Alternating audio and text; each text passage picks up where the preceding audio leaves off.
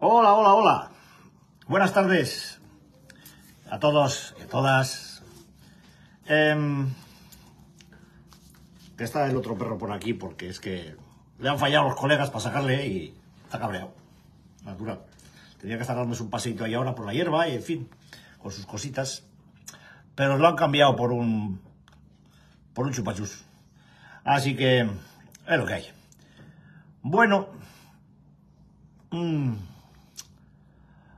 hoy toca hablar de la quinta trampa. La quinta trampa habla de egocentrismo, autosuficiencia, perfeccionismo. Pero antes quiero hacer una breve reflexión.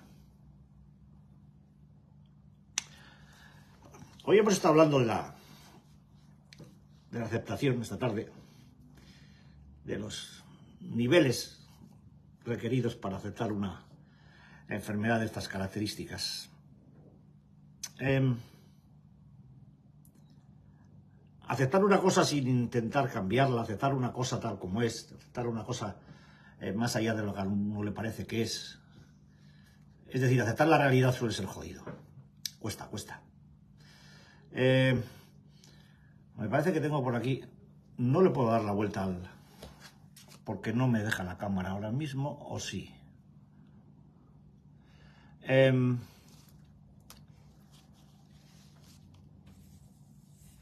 Aceptar con todo lo que eso implica. Y en nosotros, en las personas adictas, tiene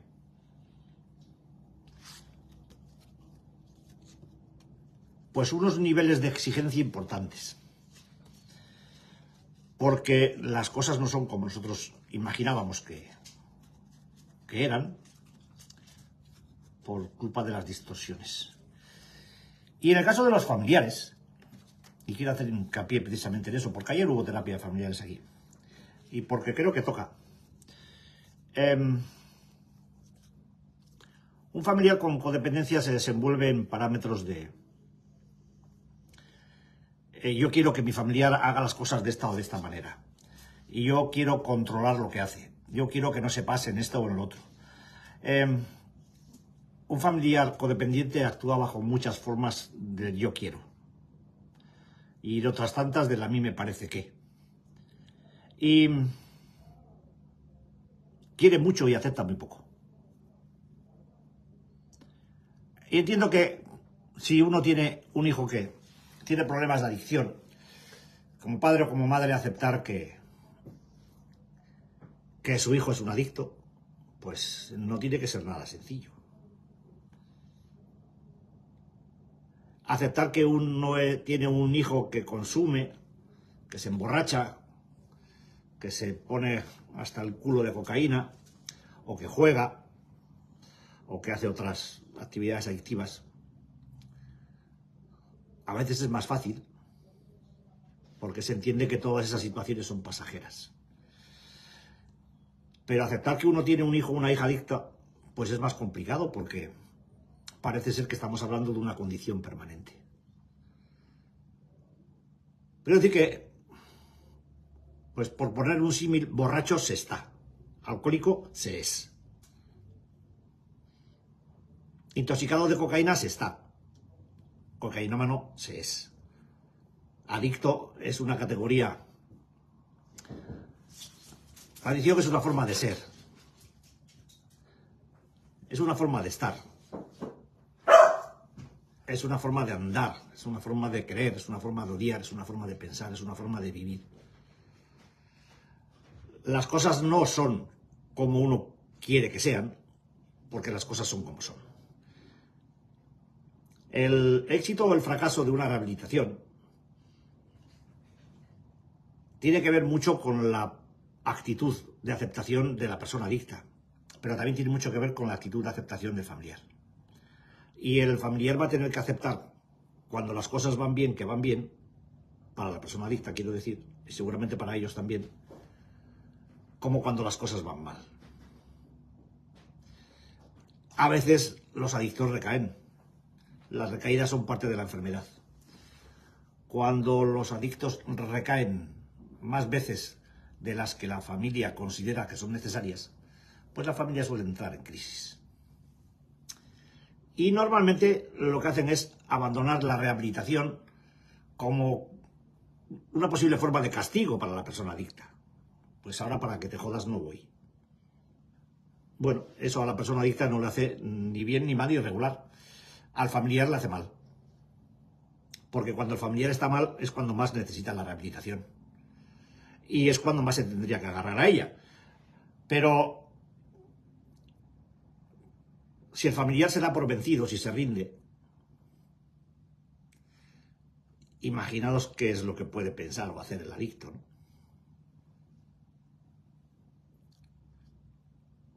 Ya sé que la persona adicta tiene el consuelo, por decirlo así de una manera, entre comillas, del consumo, y que eso pues le va a tener un tiempo con la cabeza volada y lejos de los problemas, y que el familiar a veces pues no consume nada, con lo cual no tiene ningún tipo de alivio.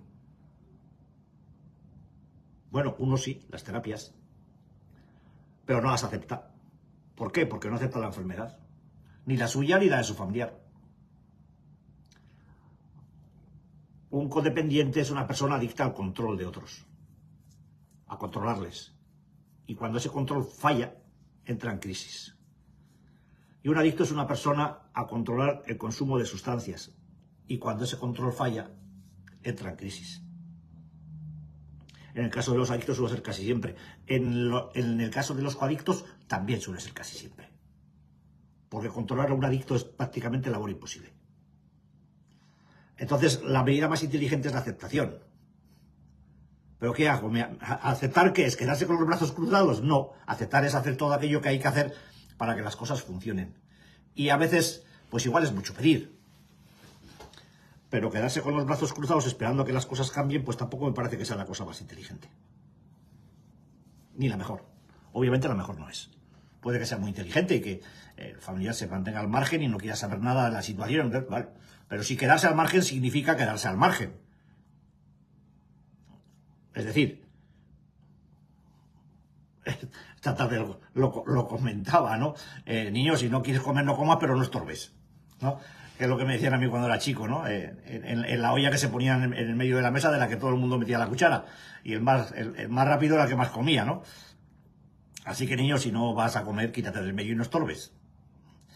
Pues en esto pasa un poco igual. Uno puede pretender que su actitud pues de indiferencia o de alejamiento suele ser, bueno, sobre todo en casos de parejas, suele ser bastante habitual que bueno, una pareja que esté ya hasta el gorro de las recaídas y de los desastres de su pareja, pues se vaya, migre y ya está. Pero si te vas, pero si te vas, no te lleves nada.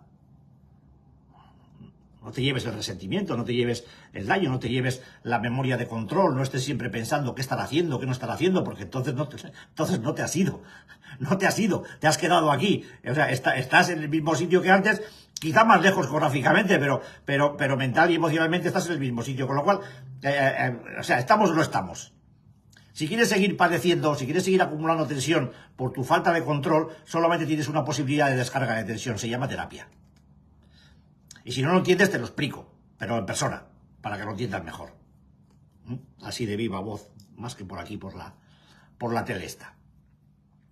Esto es una pelea sin cuartel, es una guerra sin cuartel. Aquí nos hacen prisioneros. Esto nunca tienes una garantía de éxito en esta historia. Y la única posible garantía de éxito que hay es seguir intentándolo una y otra vez.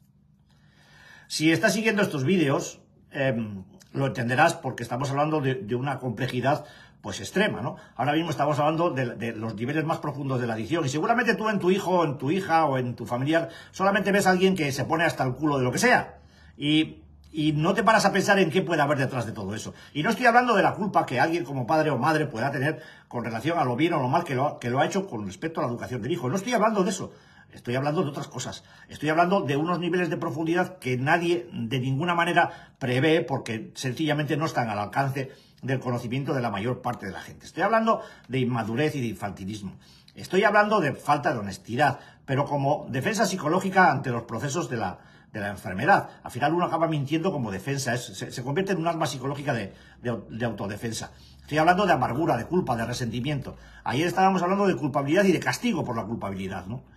Y hoy quiero hablar, o quería hablar, estuvimos hablando ayer también del saboteo al éxito y del no me lo merezco que practicamos tantos adictos durante nuestra vida. Hablábamos de la amargura existencial, de esa amargura que te viene desde crío y que nadie te dice de crío eres un amargado, ¿no? Pero se ven niños con amargura, se ven niños con mirada triste, vacía, ausente, faltos de vida, que cuando prueban una sustancia ¡bum!, le empiezan a ver colores a la vida. Esto es muy habitual. Y no estoy hablando solamente de la detección en prevención infantil que tiene que ver con trastornos de personalidad, de hiperactividad y demás. Estoy hablando de amargura existencial, de tristeza existencial, de falta de vida en la mirada. Cojones, ¿es que nadie mira a los ojos a esos niños o qué? ¿No ven sus profesores? Si se le ve a un perrito, a un perro como el mío, o como Coco, como quedaba ayer aquí, se le ve la tristeza en los ojos. Podemos ver a un animal triste, joder, que apenas tiene emociones, por lo menos humanas, y no verlo en un niño. ¿Qué hacemos? Le ponemos imágenes, televisión, juegos, mientras nosotros estamos esperando que cuando se haga mayor y cumpla los 17 o los 18, pues no tenga ningún problema de ninguna clase. Es decir, que el niño se haga solo, mientras los demás pues esperamos. No sé. Yo no estoy hablando de ese tipo de culpa. Entiendo que un padre o una madre hacen lo que pueden, lo que saben, lo que les da de sí. Y según sean los tiempos, esas cosas son unas u otras. Pero cuando el hecho está delante y cuando hay lo que hay y tenemos un hijo con un problema de adicción, lo que toca hacer como familia es ponerse en rehabilitación también. No pasar del tema y decir, bueno, lo dejo allí que me lo arreglen, ¿no? Y que me lo devuelvan arreglado, claro. Porque si no nos enfadamos. Y lo sacamos y lo llevamos a otro sitio. Y luego a otro sitio, y luego al siguiente, y luego al siguiente, y luego al siguiente, hasta que demos con el sitio adecuado. Bueno, es una opción. O se implica uno o no se implica. Aquí estar con una pata dentro y otra pata afuera, no mola. Esto exige compromiso y exige compromiso de todos. Cuando las cosas salen bien, pues está guay. Pero hay veces que no salen bien. Hay veces que por lo que sea, pues la persona no está en condición de comprender la situación o de hacer lo que se le plantea. O no puede. No puede. Porque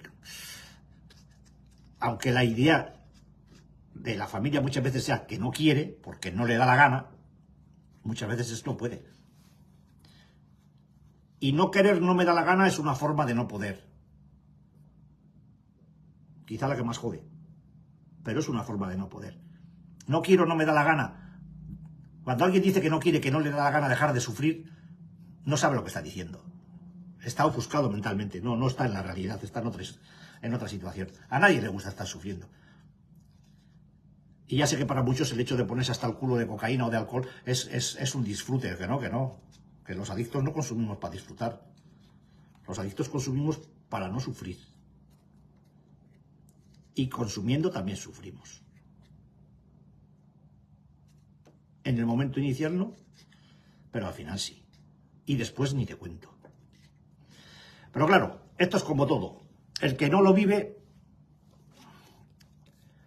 pues le pasa lo mismo a un familiar que cuando tiene bajo control la situación, cuando tiene al hijo o a la parienta o al pariente en el regazo y hacen todo lo que ellos dicen y la cosa va muy bien, están más que satisfechos y son felices, y de repente cuando se espanta, cuando pasa algo, cuando se vuelve a consumir, pues se sienten la más fracasada de las personas. ¿Por qué se sienten tan mal? ¿Por qué fracasan? ¿Por qué quieren? Si saben lo que están haciendo, se supone que saben lo que están haciendo, que tienen todo bajo control. ¿Cómo es posible que se pierda el control cuando se tiene todo bajo control? Es que hay cosas que no se pueden explicar con la sola idea de decir esto es así porque yo lo creo. No, las cosas son como son porque son como son, no porque uno crea que son así o no son así. Y en estos aspectos, por lo menos en cuanto a lo que la ciencia determina sobre las adicciones y sus procesos neurobiológicos, está claramente señalado. Otra cosa es que se quiera aceptar o no. Del yo creo, a mí me parece, al yo sé, hay un camino muy largo. Y hoy en día, el que quiere saber de esto, lo tiene relativamente fácil. Hombre, lo tiene a mano. Se puede informar, puede leer mucho, puede estudiar mucho de todo esto y empezar a entender por dónde van los tiros. Ahora, ¿se quiere? ¿O preferimos seguir ignorando la verdad de la situación? Y pensando que por el hecho de creer que esto tiene solución, o la solución que tú crees que tiene que tener, va a ocurrir así. Pues sigue creyendo. O date la vuelta a la cabeza y empieza a hacer, sigue haciendo. Bueno, yo quería hablar hoy de otras cosas. En los niveles profundos de la adicción, en todo eso que no se detecta, que no se palpa o que no está tan a la vista, cuando los aparentadores, disimuladores, manipuladores, que somos los adictos, vamos por la calle, pues nadie nos ve un cartel puesto en la frente que diga, pues soy un egocéntrico, soy autosuficiente o soy un perfeccionista, ni ninguna de las otras perlas de las que estamos hablando hoy. Pero esto está, no se ve en muchos casos, pero está. Bueno, el egocentrismo lo puede ver mucha gente, la autosuficiencia la puede ver mucha gente, y el perfeccionismo pues también lo puede ver mucha gente. La gente que mira, que quiere ver. La que no quiere ver, pues no lo ve. El egocentrismo, la autosuficiencia, el perfeccionismo son mecanismos de sobrecompensación de los complejos de inferioridad. Y además son mecanismos de defensa psicológica. Uno se defiende. ¿De qué se defiende? Pues de un medio que considera hostil, donde no puede consumir como a él le gustaría porque los efectos que se producen por causa del consumo, pues acaban molestando o incordiando o estorbando el mismo consumo y a la gente de alrededor. Este tipo de sobrecompensación pues nos viene a convertir en gente pues extremista, de muchos de extremos, de blanco negro, conmigo contra mí, arriba abajo. Nos convierte de tímidos e introvertidos, pues pasamos a ser atrevidos y locuaces con una capacidad, con una facilidad inmensa, ¿no? Estamos o nos manejamos en la exigencia del todo o del nada. O estamos o no estamos, o aparecemos o desaparecemos. Es decir, se convierte el egocentrismo como tal en una necesidad neurótica de ser siempre el centro de atención. Y eso es una consecuencia palmaria del miedo a no ser aceptado. En el fondo, el adicto cree que no le acepta a nadie, ni siquiera a su propia familia. En su casa, quiero decir. Cree que nadie le acepta, cree que todo el mundo le rechaza. Se siente culpable y amargado por culpa de sus consumos y de los líos que monta. Y se siente absolutamente rechazado, aunque el rechazo no se produzca. Ni los gestos amorosos son considerados como aceptación por parte de la persona adicta. Entonces, ese miedo a no ser aceptado se convierte al final en una realidad. No me aceptan. Y por tanto me convierto en un egocéntrico, hago que todo el mundo se fije en mí, que llamo la atención permanentemente, para que todo el mundo esté pendiente de lo que pasa y para que de una forma u otra alguien haga por mí lo que yo no soy capaz de hacer por mí mismo. Y luego lo rechazo. La enfermedad funciona así. Y nosotros estamos enfermos de esto. Estamos enfermos de rechazo, de ausencia, de miedo a no ser aceptados, de inseguridad, de intolerancia a la frustración, de todas estas cosas que estamos diciendo y sobre todo de amargura. Los mecanismos de sobrecompensación de una persona adicta son, pues además del egocentrismo, el perfeccionismo, la autosuficiencia neurótica, no es la hostia, y la omnipotencia. Uno ya no es Dios, es San Dios, o sea, mucho más. Estos mecanismos de sobrecompensación de los complejos de inferioridad, estoy diciendo, pues nos hacen parecer lo que no somos, ¿no? Cuando nos emborrachamos, pues o nos colocamos o actuamos adictivamente, nos convertimos en quienes nos gustaría ser. En quienes creemos que con el consumo o con la conducta, pues se nos presenta como a nuestro alcance ese personaje o esos personajes que queremos o que vendemos al exterior, ¿no? Sin ser nunca. Ni por asomo. Nada de eso. Pero los avatares son muy chulos, uno se los puede fabular en la cabeza, sobre todo cuando la tiene llena de algo, de la manera que se le ocurra, ¿no? Cómo van cayendo luego los fantasmas, pues es una cuestión de horas. A la mañana siguiente o a la misma noche se te pueden caer todas las imágenes, todas las máscaras, ¿no? Y te encuentras solo delante de un espejo llamándote de todo menos bonito y diciendo que otra máscara más, otra imagen más que se ha ido a tomar por saco, ¿no? Pero tenemos una capacidad pues bastante importante de inventarnos más, ¿no? Estaríamos hablando de unos procesos en los que, por ejemplo, el perfeccionismo Un perfeccionista lo que hace sobre todo es, en el proceso adictivo, es desarrollar una incapacidad para la autocrítica creciente. A la vez que genera una capacidad creciente para criticar. Es el mecanismo de evasión de la propia realidad de uno, ¿no? No, yo a mí mismo no puedo, no me critico, pero te critico a ti. Y así de esa manera entreno el mecanismo de la crítica, ¿no? Y me vado de mi realidad. Es el mecanismo que nos lleva a la puñetera autosuficiencia neurótica, ¿no? No es más que una forma de soberbia intelectual que solamente encubre, sobre todo, creo yo, que encubre una cosa, es el miedo a enfrentarse a uno mismo. Y tiene su origen en la infancia. En la infancia, tiene su origen en la infancia porque es un mecanismo defensivo de represión emocional para evitar la realidad propia. Aquella que de pequeño se nos escapó, se nos robó, nos la quitó alguien. No lo sé.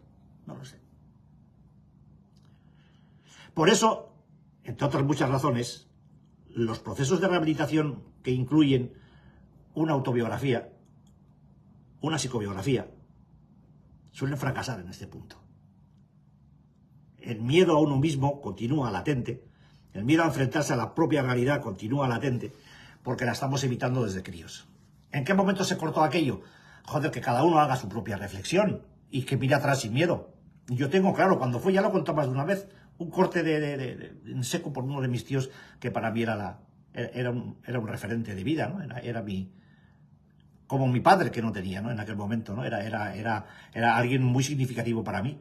Y el desprecio, que tampoco fue para tanto, quiero decir que a una persona no tan susceptible o hipersusceptible como era yo, pues seguramente aquello no le hubiera dicho nada y lo hubiera olvidado a los 2 minutos, pero yo no lo olvidé. No lo he olvidado nunca. Y han pasado casi 64 años. Hostia, que no son 64 meses, ¿eh? Sigo teniendo clara la silla, la mesa camilla y el sitio donde estaba yo cuando se me dijo aquello. ¿Y dónde estabas? En la silla donde estaba sentado él, yo estaba de pie. Y le quería coger la mano. No sé, le debió de parecer un gesto pues, flojo o femenino, no sé lo que le parecería. O simplemente estaba de mala gaita aquel día. Y a mí eso no se me ha borrado, nunca se me ha borrado. Y ahí empezó mi encapsulamiento, mi bloqueo. Para evitar esa realidad, me convertí en un perfeccionista. Intenté hacer todas las cosas bien para que nadie me pudiera criticar. Y a la vez me convertí en un criticón de primera, de manual. Si a eso le sumáis el orgullo, del que el otro día hablé algo también, pues uno se convierte en un puñetero indeseable para los demás. El orgullo con el perfeccionismo conduce a unos estados de soberbia bueno, insoportables, y además abonan el recelo y la desconfianza, las ideas de persecución, te conviertes en un paranoico total, ¿no? ¿Dónde vas? Y sumarle al perfeccionismo y al orgullo una buena dosis de omnipotencia, ¿no? Que quizás sea la máxima expresión del orgullo con diferencia. En ese momento hablamos de una deformación de personalidad aberrante, algo que impide distinguir la realidad de la irrealidad, ¿no? Entonces ya ¿dónde vas con todo esto encima? ¿Dónde vas con todo esto encima? Si además tienes que, o sea, cuando ya estás permanentemente recurriendo a la intoxicación permanente, a consumir lo que sea para sacarte estas lacras de encima. ¿Dónde va una persona sin consumo con todo esto a cuestas? Yo no entiendo que una persona en rehabilitación pueda seguir con todo esto a cuestas, porque entonces no se está rehabilitando. Si esto no se descarga, no hay rehabilitación. Para mí es tapar la botella y al final, pues bueno, tapar la botella con la mano, pues al final ya sabemos lo que pasa. Que le acabas quitando el tapón y consumiéndotela, ¿no? Es una expresión, sin más, puede ser otra sustancia, ¿no? Pero no, vivir de esta manera y con todo esto encima, ¿qué clase de rehabilitación es esa? ¿Qué has hecho? ¿Dejar de consumir? Pero no es suficiente. Es necesario, es imprescindible, pero no es suficiente. No es el objetivo. Es el objetivo primero, no el objetivo final. El objetivo final es desprenderse de todo este montón de mierda que uno lleva encima. Así que, pues, egocentrismo, autosuficiencia, perfeccionismo, omnipotencia, orgullo. Ya sé que todo el mundo tiene de esto. Las personas adictas y las personas no adictas. No soy tan tonto como para no entenderlo. Pero tanto y patológico a estos niveles que va, que va. Que no. Hay gente muy orgullosa y con mucha soberbia, que lo sé, pero que a la vez tengan autosuficiencia, omnipotencia, egocentrismo, perfeccionismo, todo en el mismo paquete y todo de una manera desmesurada. La gente no adicta tiene defectos de carácter como todo el mundo. Pero todos no los tiene todo el mundo. Nosotros, todos estos instintos o todos estos procesos de personalidad se convierten en desmesurados por culpa del consumo de tóxicos. Nuestro sistema nervioso acaba destrozado y todas estas mierdas se potencian de una manera infame. Y cuando uno se despeja la cabeza de tóxicos y empieza a ver lo que hay, se acongoja. Porque ve un trabajo inmenso por delante. Un trabajo es de ladrillo a ladrillo, un trabajo de teja a teja. Es así, no puede ser de otra manera. Y esto, aunque desespere a muchos, y a algunos familiares pues no lo acaben de entender, pues es lo que hay. ¿Por qué no lo vieron cuando se juntaron con nosotros? Pues para lo mejor porque lo disimulamos muy bien. Algunos familiares también se deberían de preguntar si con todo lo que tenían en el mercado a la hora de elegir, ¿qué fue lo que les llamó la atención de alguien como nosotros? O como yo.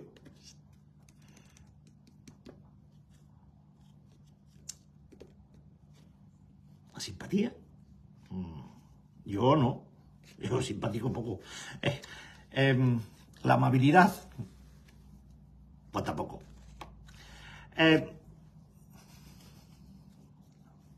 La adicción, quizás.